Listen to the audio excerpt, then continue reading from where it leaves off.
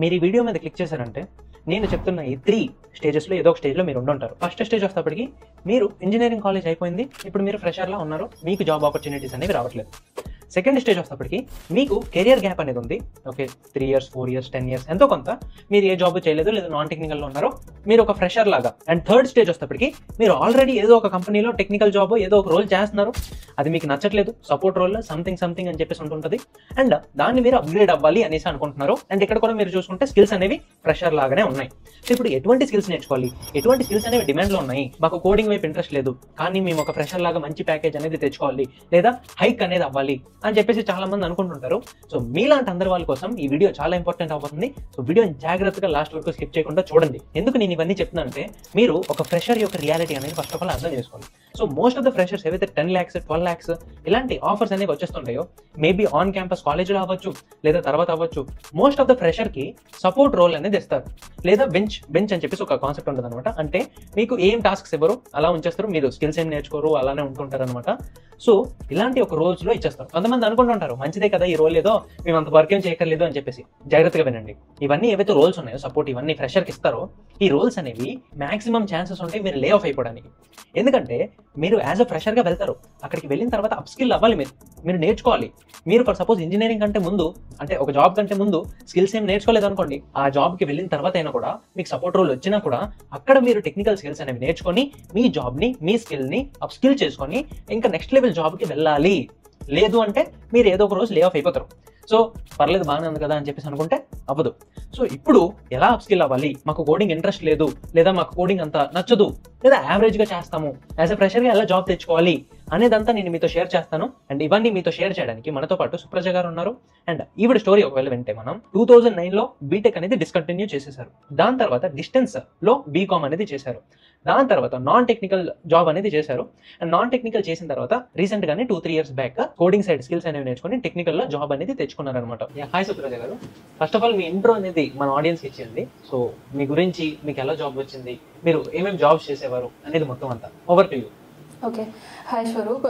నేను 2009లో BTech discontinue చేసిన తర్వాత 10 years గ్యాప్ తీసుకున్న తర్వాత నాకు అనిపించింది ఏదో ఒక డిగ్రీ ఉంటే బాగుంటుంది కదా, మరి వితౌట్ డిగ్రీ ఏంటని చెప్పి. సో నేను డిస్టెన్స్లో బీకామ్ అనేది చేశాను. బీకామ్ అయిన తర్వాత మా అత్త ఒరాకిల్లో వర్క్ చేస్తుంది. సో తన ద్వారా జాబ్ వాళ్ళ కంపెనీలో ట్రై చేద్దామని అనుకున్న టైంలో వాళ్ళ మేనేజర్ ఏం చెప్పారంటే, ఏం స్కిల్స్ లేకుండా మనం ఎట్లా తీసుకుంటామని చెప్పారు. అలాంటి అప్పుడు నేను ఏం కోర్సెస్ బాగున్నాయి ఏంటి అది ఇది అని చూస్తుంటే నాకు డేటా సైన్స్ గురించి తెలిసింది. సో డేటా సైన్స్ గురించి తెలిసిన తర్వాత అసలు డేటా సైన్స్లో ఏమేమి ఉంటాయి ఏంటి అనేది నేను యూట్యూబ్లోని రీసెర్చ్ ఇట్లా చేస్తుంటే డేటా సైన్స్లో కూడా నేను బేసిక్గా వితౌట్ కోడింగ్ నాలెడ్జ్ వచ్చాను కాబట్టి, సో నాకు నో కోడ్ కావాలనిపించింది. సో అప్పుడు నేను పవర్ బిఐ అనే దాని గురించి విన్నాను. తర్వాత అది ఒక మైక్రోసాఫ్ట్ టూల్ అని, గార్ట్నర్ దాన్ని ర్యాంకింగ్లో కూడా టాప్లో ఉంది. సో ఇవన్నీ చూసిన తర్వాత ఓకే ఇందులో కోడింగ్ లేదు, ఓకే నేర్చుకుందాం అని చెప్పి పవర్ బిఐ మీద ఇంట్రెస్ట్ వచ్చి ఒక డేటా అనలిస్ట్ అనేది ఉన్నది డేటా సైన్స్లో. So data analyst, BI developer ఇట్లా ఆప్షన్స్ ఉన్నాయి పవర్ బిఐకి. సో అట్లనే నేను దాని స్కిల్స్ చూసి, సో దానికి ఏమేమి కావాలంటే ఎస్క్యూఎల్, పవర్ బిఐ అనేది మెయిన్ బేసిక్గా కావాల్సినవి దానికి. సో అవి రెండు నేర్చుకొని అప్పుడు నేను సెలవెల్ టెక్నాలజీస్లో ప్లేస్ అయ్యాను. And it's been 1 year 2 months ఇప్పుడు సెలవెల్తో. ఓకే, జాబ్ వచ్చే కంటే ముందు ఏమేమి స్కిల్స్ అనేవి ఉంటాయి మీకు? కోడింగ్ అంతా నచ్చదు అనేసి అన్నారు కదా, ఇప్పుడు జాబ్ వచ్చే కంటే ముందు ఎగ్జాక్ట్గా ఏం స్కిల్స్ ఉండేది? మీరు ఓకే మేము మాస్టర్, నాకు ఇవి నిజంగా వచ్చు అనేది టైప్ స్కిల్స్. నాకు బేసిక్గా జాబ్ రావడానికి ముందు వచ్చేసి నాకు ఎస్క్యూఎల్, పవర్ బిఐ ఈ 2 స్కిల్స్ వచ్చు. ఇందులో కూడా నేను ఎస్క్యూఎల్, పవర్ బిఐ కన్నా ఎస్క్యూఎల్ నాకు చాలా కమాండ్ ఉంటుంది. ఆ తర్వాత నెక్స్ట్ పవర్ బిఐ వచ్చేసి నా స్కిల్, మెయిన్ బేసిక్ స్కిల్స్ ఈ 2. అవి కూడా బేసిక్ లెవెల్లో వచ్చు, నాట్ మరి ఇది కూడా కాదు.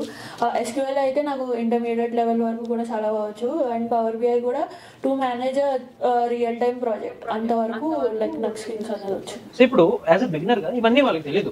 సో మన వ్యూవర్స్ కి ఓకే పవర్ బిఐ డెవలపర్ అంటే ఏంటి, దాని తర్వాత డేటా అనలిటిక్స్ అంటే మనం ఆల్రెడీ చేస్తున్నాం అనమాట, చెప్పాం డేటా అనలిటిక్స్ అంటే ఏంటి, డేటాను తీసుకొని అల్గరిథమ్స్ అవన్నీ ప్యాటర్న్స్ ఫైండ్ చేస్తుంటారు అని చెప్పేసి. బట్ ఈ బిఐ డెవలపర్ అవ్వచ్చు, సో వీటి గురించి ఒక బిగినర్కి రోడ్ మ్యాప్ అనేది చెప్పండి ఫ్రమ్ జీరో. ఓకే, డేటా సైన్స్లో మనకు మళ్ళీ 3-4 రోల్స్ ఉంటాయి. ఒకటి వచ్చేసి డేటా సైంటిస్ట్ వచ్చేసి అనాలిసిస్, ప్రిడిక్షన్ అనాలిసిస్, లైక్ ఫ్యూచర్లో అవుట్కమ్ ఎట్లా వస్తుంది అనే డొమైన్ మీద వర్క్ చేస్తారు. సో డేటా సైంటిస్ట్ అవ్వాలంటే ముందు మనం లైక్ బేసిక్ లెవెల్ నుంచి స్టార్ట్ అయితే కానీ వీ కాంట్ బికమ్ మనం డేటా సైంటిస్ట్ అనేది అవ్వలేము. ఇక్కడ తర్వాత వచ్చే ఆప్షన్స్ ఏంటంటే ఒకటి డేటా అనలిస్ట్, ఒకటి డేటా ఇంజనీర్, ఒకటి BI డెవలపర్.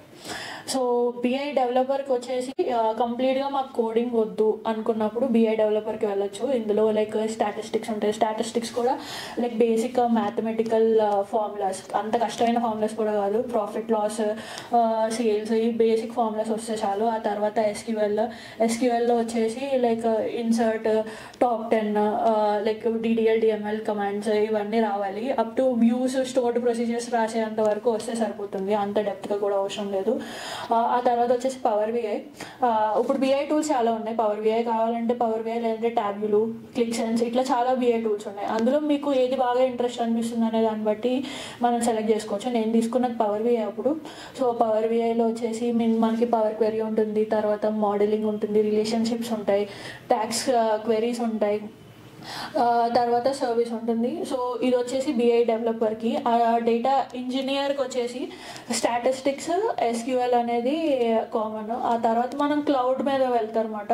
సో అజూర్ అనేది తీసుకోవచ్చు, లేదంటే AWS, లైక్ ఏ క్లౌడ్ అయితే వాళ్ళు కొంచెం కంఫర్టబుల్గా అనిపిస్తుందో ఆ క్లౌడ్ తీసుకోవచ్చు. ఆ తర్వాత డేటా అనలిస్ట్కి వచ్చేసరికి Excel, power BI and SQL, statistics ఇవి కొంచెం రావాలి. సో మీరు ఆల్రెడీ ఇవన్నీ చేస్తున్నారు కాబట్టి, సో ఒక బిగినర్ అసలు మాకేమీ రాదు, మేమంతా నేర్చుకోలేము, average student type of students ఉంటారు కదా, సో వాళ్ళు ఇవన్నీ నేర్చుకోవచ్చా? లైక్ ఏదైనా కూడా మనం నేర్చుకోవాలంటే థియరిటికల్గా ఎవరైనా లైక్ బట్టి కొట్టచ్చు. మనకు కావాల్సింది real time experience, like hands on experience. Real time experience కన్నా హ్యాండ్స్ ఆన్ ఎక్స్పీరియన్స్ అని చెప్పొచ్చు. లైక్ మీరు చదువుతున్నారు, ఇప్పుడు చదివింది హ్యాండ్స్ ఆన్ ఎక్స్పీరియన్స్ చేయకపోతే మనకు రాదు. సో చదువుతూ కూడా సైమల్టేనియస్గా చాలా ఫ్రీ వెబ్సైట్స్ ఉన్నాయి, మనం పే చేయ అవసరం లేదు. లైక్ పైథాన్ కానీ SQL కానీ నేర్చుకోవడానికి హ్యాకర్ ర్యాంక్ ఉంది, లీడ్ కోడ్ ఉంది, తర్వాత BI టూల్స్ నేర్చుకోవడానికి వర్కౌట్ వెన్సీ అని ఒక వెబ్సైట్ ఉంది. సో ఇక్కడికి వెళ్ళి మనం హ్యాండ్స్ ఆన్ ప్రాక్టీస్ చేసుకుంటూ లైక్ చదువుతూ సైమల్టేనియస్గా చేస్తే విత్ ప్రాక్టీస్ అనేది it will be very easy. Okay, so ఇప్పుడు మీరు ఏదైతే చెప్పారో BI, పవర్ BI ఏదైనా కూడా అది డైరెక్ట్గా స్టార్ట్ చేయొచ్చా, లేదంటే కొంచెం డేటా సైన్స్ తో స్టార్ట్ చేయడం బెటర్ అంటారు? మీరు ఎలాగైతే చెప్పారో ఇప్పుడు డేటా సైన్స్ నుంచి లేదా పైథాన్ అవ్వచ్చు, SQL అవ్వచ్చు, స్టాటిస్టిక్స్ అన్నీ స్టార్ట్ అవుతుంది. ఇది చేసి అప్పుడు అర్థం చేసుకుని 3 ఫీల్డ్స్ లోకి వెళ్ళడం బెటరా, లేదంటే డైరెక్ట్ గా BI లోకి వెళ్ళడం బెటర్ అంటారా? ఇవి యాక్చువల్గా చెప్పాలంటే ఇవి 3 ఇంటర్ కనెక్టెడ్. నేను ఫస్ట్ చెప్పినప్పుడు స్టాటిస్టిక్స్ మీకు ఇన్ డెప్త్గా అవసరం లేదు, just basic formulas, math formulas ఏదైతే మనం స్కూల్లో చదువుకుంటామో ఆ మ్యాథ్ ఫార్ములాస్ ఒక్కసారి రివైజ్ చేసుకోవాలి. ఆ తర్వాత SQL అనేది చాలా ఇంపార్టెంట్, ఎందుకంటే మనం ఎప్పుడైతే పవర్ BIలోకి డేటా తెస్తామో వాళ్ళు డిఫరెంట్ డేటాబేసెస్ నుంచి తెస్తాము. సో మ్యాక్సిమం అందరూ SQL ప్రిఫర్ చేస్తారు, ఎందుకంటే ఈజీగా ట్రాన్స్ఫర్మేషన్స్ అనేవి మనం SQLలో చేసేసి డైరెక్ట్ క్వెరీ నుంచి మనం పూల్ చేసుకోవాలి డేటా అనేది. సో SQLలో మనకి అంత కాంప్లికేటెడ్ కూడా అవసరం లేదు, జస్ట్ DDL కమాండ్స్ అంటే డిలీట్, ఇన్సర్ట్ ఎక్కడ చేస్తున్నాం, డిలీట్ ఎట్లా చేస్తున్నాం, టేబుల్స్ ఎట్లా క్రియేట్ చేస్తున్నాం, ఇవి బేసిక్గా నేర్చుకోవాలి. ఆ తర్వాత వ్యూస్ క్రియేట్ చేయడం, ఎందుకంటే మొత్తం డేటా అంతా ఒకేసారి తీసుకురాలేము కాబట్టి టెంపరీగా డేటా తీసుకురావడానికి వ్యూస్ అని ఉంటాయి. సో ఇంత డేటా ఒకేసారి తేకున్నప్పుడు లైక్ రిఫ్రెష్ చేయడం అది కష్టం అవుతుంది. సో గ్రూప్స్, జాయిన్స్, ఈ బేసిక్ ఫండమెంటల్స్ అనేది SQLలో మనం కంపల్సరీ అనేది గ్రాస్ప్ చేయాలి. అండ్ ఇట్ ఈస్ ఇప్పుడు మీరు చెప్తున్నవన్నీ డేటా సైన్స్ అనేది ఖచ్చితంగా స్టార్ట్ చేయాలి, అండ్ దాంతో పాటు అప్పుడు అర్థమవుతుంది ఇవన్నీ ఇంటర్లింక్. ఇవన్నీ ఇంటర్లింక్.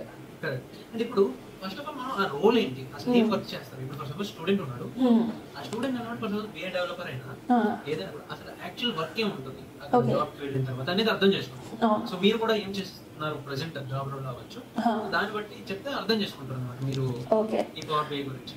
ఓకే, నేను పవర్ బిఐ ప్రాజెక్ట్ చేసినప్పుడు ఎట్లా ఉంటుంది అంటే ఫస్ట్ మనకి క్లయింట్ అనేది ఒక డేటా ఇస్తారు. ఇచ్చిన డేటాని మనం అనలైజ్ చేసుకుంటాం. అనలైజ్ చేసి క్లయింట్ రిక్వైర్మెంట్స్ ఏంటనేది అడుగుతాం.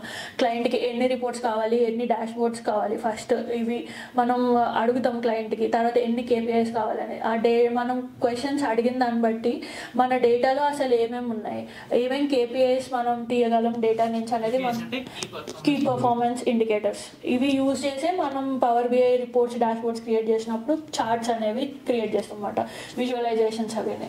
సో కేపీఐస్ తీసుకుంటాం. కేపీఐస్ తీసుకున్న తర్వాత ఏమేమి కేపీఐస్ మనం డైరెక్ట్గా డేటా నుంచి తీసుకురాగలం, ఏమేమి కేపీఐస్కి డాక్స్ ఫంక్షన్స్ యూజ్ చేస్తాం. ఇక్కడ ఏదైతే డాక్స్ ఫంక్షన్స్ యూజ్ చేస్తామో అక్కడ మనకి బేసిక్ మ్యాథ్ ఫార్ములాస్ అనేది యూజ్ అవుతుంది అనమాట. సో అది వన్స్ కేపీఐస్ ఫైనల్ అయిపోయిన తర్వాత మిస్సింగ్ డేటా ఏమన్నా ఉన్నదా, లైక్ డేటాలో కాలమ్స్ ఏమైనా యాడ్ చేయాలా, గ్రూపింగ్ చేయాలా అనేది మనం ట్రాన్స్ఫర్మేషన్స్ లిస్ట్ అవుట్ చేసుకుంటాము. ఆ తర్వాత ట్రాన్స్ఫర్మేషన్స్ అయితే ఎస్క్యూఎల్లో ట్రాన్స్ఫార్మ్ చేస్తాము. ఒకవేళ very very large set of data అయితే ఎస్క్యూఎల్లో చేస్తాము. లేదు we can do it in power BI అంటే పవర్ బిఐ డెస్క్టాప్లో మనకు పవర్ క్వెరీ అనేది ఒక టూల్ ఉంటుంది. లైక్ అందులోనే మనం ట్రాన్స్ఫర్మేషన్స్ అన్నీ చేసేస్తాము. ట్రాన్స్ఫర్మేషన్స్ అయిన తర్వాత డేటా లోడ్ చేసి టేబుల్స్ మధ్యన రిలేషన్షిప్స్ అనేది క్రియేట్ చేయాలి. ఒక టేబుల్ ఎందుకంటే డేటా అనేది వచ్చేసి ఒక టేబుల్లో ఒక డేటా, ఒక టేబుల్లో ఒక డేటా ఉంటుంది.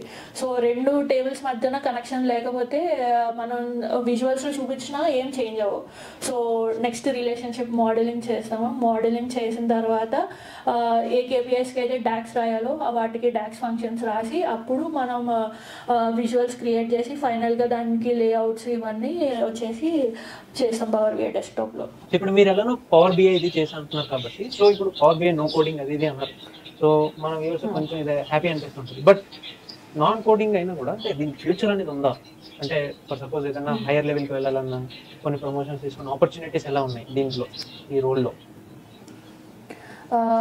నో కోడింగ్ అని చెప్పాను కాబట్టి లైక్ అందరూ నో కోడింగ్కే ఇది అనుకుంటారు. లైక్ టు బి ఆనెస్ట్ నేను కూడా నో కోడింగ్ అనే జాయిన్ అయ్యా. కాకపోతే వచ్చిన తర్వాత నేను కూడా అప్ స్కిల్ అవ్వాలని తెలిసింది. So everything is interlinked. Data సైన్స్లోనే మనకి చాలా కవర్ అవుతాయి. లైక్ ఎంఎల్ ఉంది, ఏఐ ఉంది, పైథాన్ ఉంది, స్టాటిస్టిక్స్ ఉంది. సో ఇవన్నీ ఇంటర్లింక్ అయ్యి ఉంటాయి. సో అవి మనం ఎప్పుడైతే అన్ని టచ్ చేసుకుంటూ వెళ్తామో అప్పుడు లాస్ట్లో ఎప్పుడైతే మనం జాబ్స్కి అప్లై చేస్తామో అప్పుడు మనం డొమైన్ అనేది సెలెక్ట్ చేసుకోవచ్చు. కానీ నేను నో కోడింగ్ ఎంచుకున్నా కూడా ఇప్పుడు పవర్ బిఐని కూడా ఫ్యాబ్రిక్తో మర్జ్ చేస్తారు. సో ఇందులో మాకు డేటా సైన్స్ కూడా ఉంది. సో నేను ఇప్పుడు మళ్ళీ పైథాన్ నేర్చుకోవాల్సి వచ్చింది.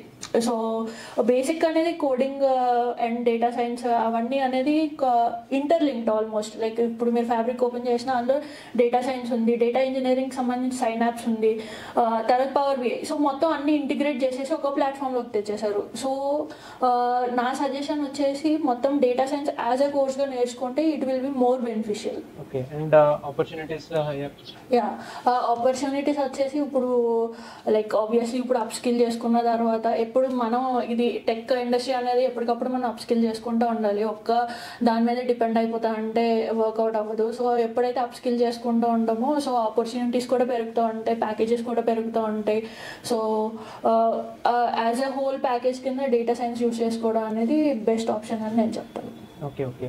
సో ఇప్పుడు ఒక బిగినర్కి పవర్ బిఐ చేయడం మీరు అంటున్నట్టు నాన్ కోడింగ్ అది ఇది నచ్చింది అనుకోండి. సో ఒక బిగినర్కి ఎలా సజెస్ట్ చేస్తారు స్టార్ట్ చేయడానికి వచ్చేసి లైక్ నేనైతే ఇన్స్టిట్యూట్ ద్వారానే జాయిన్ అయ్యాను.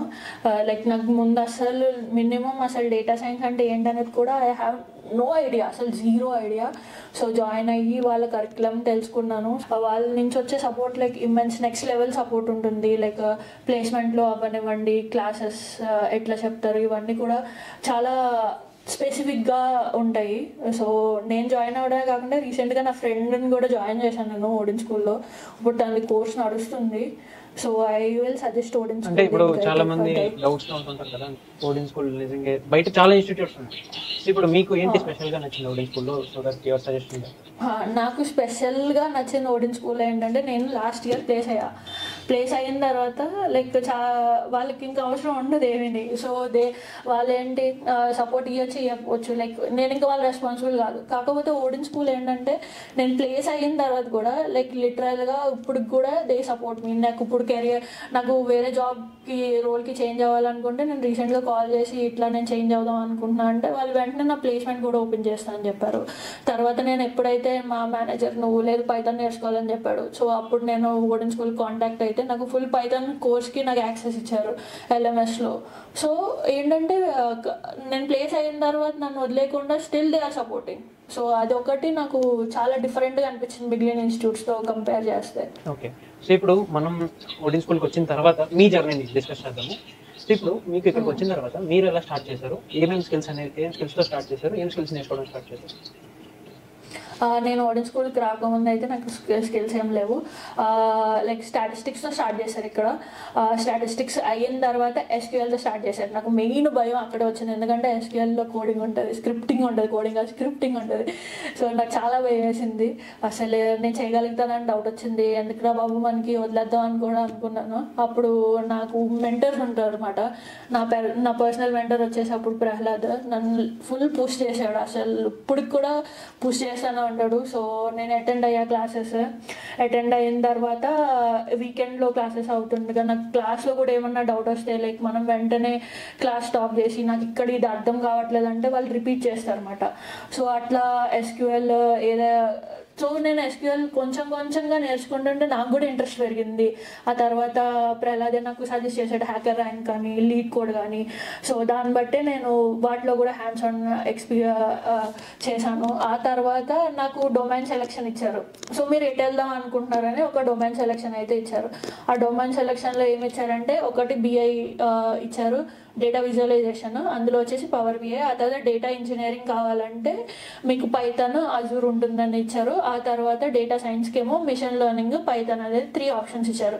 నాకు ఆ 3 ఆప్షన్స్ ఇచ్చినప్పుడు నాకు పైథాన్ ML ఇవేం వద్దు అనుకున్నాను. కాబట్టి నేను డేటా విజువలైజేషన్ సైడ్ వచ్చి పవర్ BI నేర్చుకొని పవర్ BI అయిన తర్వాత నేను ప్లేస్ అయ్యాను. ఓకే, ఇప్పుడు దేంట్లో అయినా కూడా సపోజ్ 2 క్వశ్చన్స్ ఉన్నాయి కదా.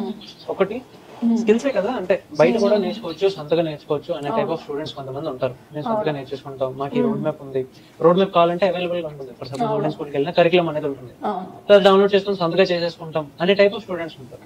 సో అలా చేస్తే ఏంటి మీ ఒపీనియన్ ఏంటి? అలా చేస్తే ఏంటి బెటర్ ఉంటుంది, లేదా ఇన్స్టిట్యూట్ ఏదైనా డిఫరెన్స్ ఉంటుందా?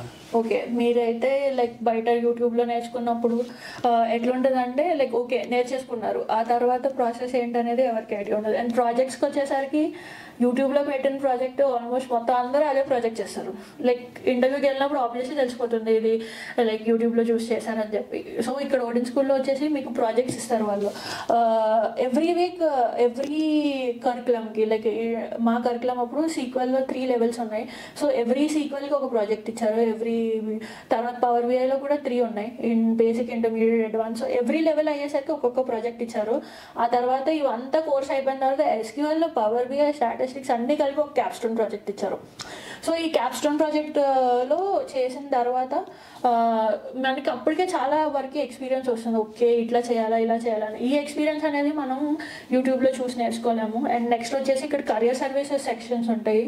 ఇక్కడ మనకి రెజ్యూమే బిల్డింగ్ కానీ, ఈమెయిల్స్ ఎట్లా రాయాలి, ఇంటర్వ్యూలో ఎట్లా డ్రెస్ చేసుకుని వెళ్ళాలి, ఇవన్నీ లైక్ మొత్తం అన్ని పిన్ పాయింట్ చేసి మనల్ని కరెక్ట్ చేస్తారు, ఇవన్నీ చేస్తారు. ఆ తర్వాత స్కిల్స్ నేర్చేసుకున్నాము బయట అంటే తర్వాత మనం అప్లై చేసినప్పుడు జాబ్స్ నౌకరీలో అప్లై చేసినా ఎక్కడ చేసినా ఎంత సక్సెస్ రేట్ ఉంటుంది. లైక్ థౌజండ్స్ ఆఫ్ రెజ్యూమేస్ వెళ్తాయి, అందులో మనమే సెలెక్ట్ అవుతామని గ్యారంటీ లేదు కదా. ఇక్కడ వచ్చేసి ప్లేస్మెంట్ సపోర్ట్ ఉంటుంది. నా కోర్స్ అయిన తర్వాత నేను యాక్చువల్గా ఇంకా నా క్యాప్స్టోన్ ప్రాజెక్ట్ అవ్వకముందు నుంచి నేను ఇంటర్వ్యూస్ ఇవ్వడం స్టార్ట్ చేశాను. సో నా కోర్స్ అయిన వితిన్ 1.5 month నేను ప్లేస్ అయిపోయాను. సో మీకు ఆ సపోర్ట్ అనేది ఎప్పుడు ఓడిన్ స్కూల్ నుంచి ఉంటుంది. So that is the main difference వచ్చేసి అదే ఉంటుంది. ఓకే ఓకే, అండ్ ఇప్పుడు మీకు ఎంత టైం పట్టింది ఓడిన్ స్కూల్ జాయిన్ అయిన తర్వాత? ఎప్పుడు జాయిన్ అయ్యారు, అంటే ఎంత టైం పట్టింది మీకు జాబ్ రావడానికి? నేను జాయిన్ అయ్యింది August 2022లో. జాయిన్ అయ్యాను. మేబీ ఆగస్ట్ ఎండ్లోనే, ఆగస్ట్ మిడిల్లోనూ జాయిన్ అయ్యాను.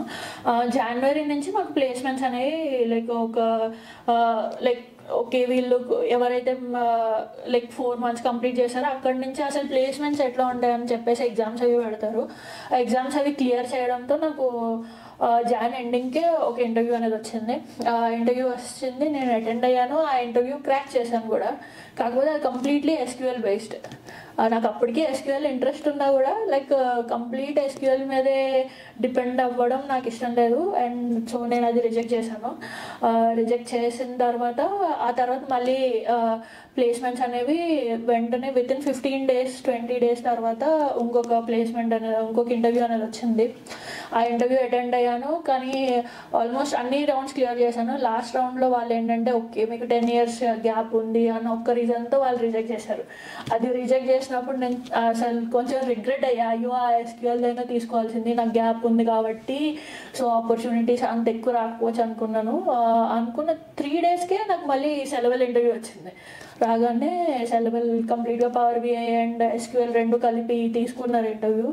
అండ్ ఇంటర్వ్యూ క్లియర్ అయిన 15-20 minutesకే నాకు ఆఫర్ లెటర్ కూడా వచ్చింది. సో అట్లా యాక్సెప్ట్ చేశాను. సో విత్ ఇన్ లైక్ 6-7 monthsలో నేను ప్లేస్ అయిపోయా కోర్స్ కంప్లీట్ అయిన తర్వాత. జనరల్ మైండ్లో ఏముంటుందంటే అప్పుడంటే ఎక్కువ తీసేసుకునేవారు హైరింగ్, ఇప్పుడంటే రెసిషన్ వచ్చింది ఏమైనా తీసుకోవట్లేదు అని చెప్పేసి. సో ఇలాంటి ఇన్స్టిట్యూట్లో జాయిన్ వల్ల ప్లేస్మెంట్స్ వస్తాయా, రిక్వైర్మెంట్ అనేది యాక్చువల్గా ఉందా లేదా అని చెప్పేసి ఒక డౌట్ అనేది ఉంటుంది అనమాట. సో దానికి మీ ఒపీనియన్ ఏంటి? నా ఒపీనియన్ వచ్చేసి రెసెషన్ అయినా కూడా ఎన్ని ప్లేస్మెంట్స్ అవుతున్నాయంటే లైక్ చాలా ఓపెనింగ్స్ అనేవి చాలా ఉన్నాయి. లైక్ లింక్డ్ఇన్ ఓపెన్ చేస్తే చాలు మీకు ప్లేస్మెంట్స్ కనిపిస్తాయి. జాబ్ పోర్టల్స్లోకి వెళ్ళి చూడొచ్చు. ఎన్ని చిన్న చిన్న కంపెనీసే కాదు, జేపీ మార్గన్ అవనివ్వండి, లైక్ అట్లాంటి పెద్ద పెద్ద కంపెనీస్లో కూడా డెలాయిడ్ కానీ ఐబిఎం కానీ లైక్ ఎన్నో ఓపెనింగ్స్ ఉన్నాయి. సో రెసిషన్ అనేది చూపిస్తుంది కానీ హైరింగ్ కూడా అట్లనే అవుతుంది. సో నాకు తెలిసి లాస్ట్ ఇయర్ కన్నా చాలా బెటర్గా ఉందేమో అనిపించింది నాకైతే. ఇప్పుడు లాస్ట్ కొన్ని డేస్గా లైక్ లాస్ట్ 1.5 monthగా నేను ఎన్నో ఓపెనింగ్స్ చూసాను అంటే లైక్ చాలా హై లెవెల్ ఆఫ్ ఓపెనింగ్స్ చూసాను నేనైతే. ఓపెనింగ్స్ కూడా పెరిగాయి. నా ఒపీనియన్ ఏంటంటే ఓపెనింగ్స్తో పాటు the requirement and skill set ఏదైతే అవసరమో అది కూడా కొంచెం స్ట్రిక్ట్ చేశారు. అండ్ బికాస్ ఆఫ్ విచ్ మేము ఫ్రెషర్ మాకేం రాదు, మీరే మొత్తం ట్రైనింగ్ ఇచ్చుకోవాలి అనేసి అంటే కంపెనీస్ తీసుకోవట్లేదు. So they should come with some hands on experience.